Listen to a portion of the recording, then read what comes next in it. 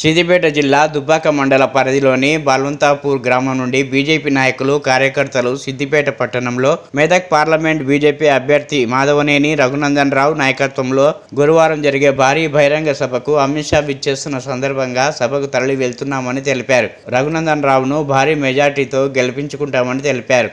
ఈ కార్యక్రమంలో బీజేపీ గ్రామ నాయకులు సౌండ్ కిష్టయ్య, సంపంగి, అశోక్, కరుణాకర్ తదితరులు పాల్గొన్నారు.